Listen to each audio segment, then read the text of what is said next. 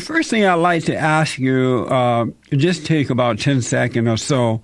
What is a Pan-Africanist?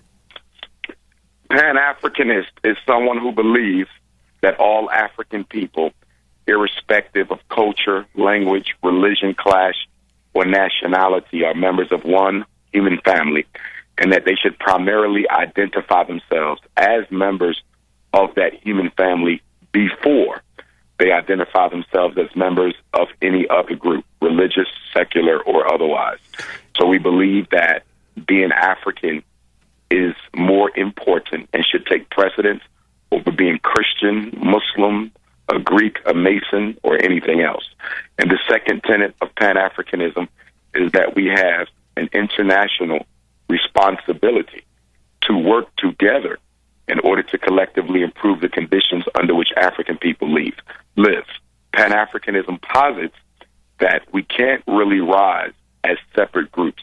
We have to rise as one because our conditions are so intimately linked in with one another that you can't possibly realize success on the regional or national level without working with the whole international African family. Amazing.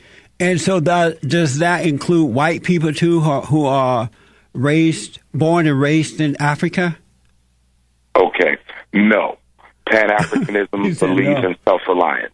And so when we talk about Pan-Africanism, we're talking about a self-reliant movement of African people solving their own problems, which is no different than what other groups within the human family do. European Jews primarily work with European Jews. Arabs work with Arabs. These Indians primarily work amongst themselves. So if we look at the way in which most cultures operate, they operate with a degree of exclusivity. And as African people, we reserve the right to also be exclusive.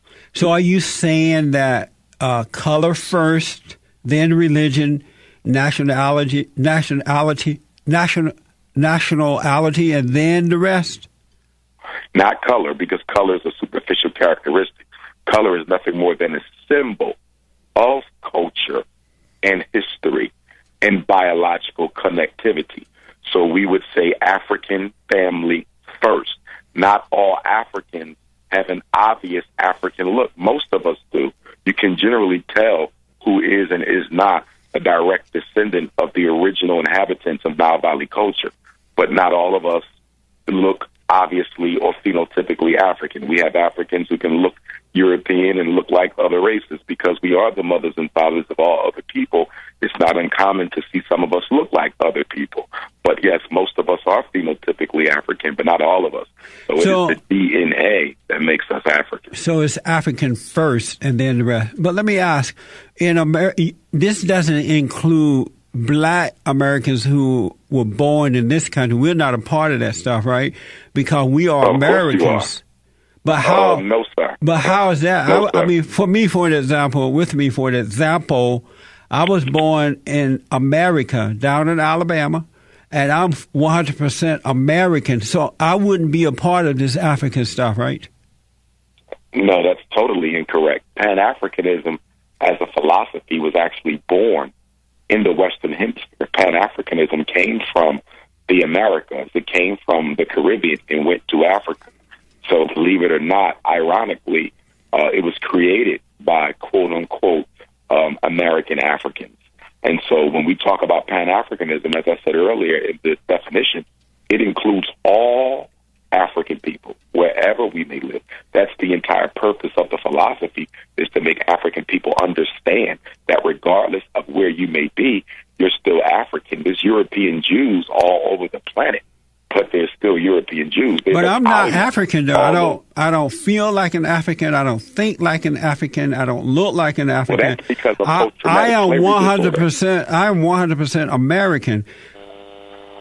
If you choose to identify politically as an American, not politically, I am an American. Okay, well, allow me to make my statement. If you choose to psychologically and politically identify as an American, then so be it.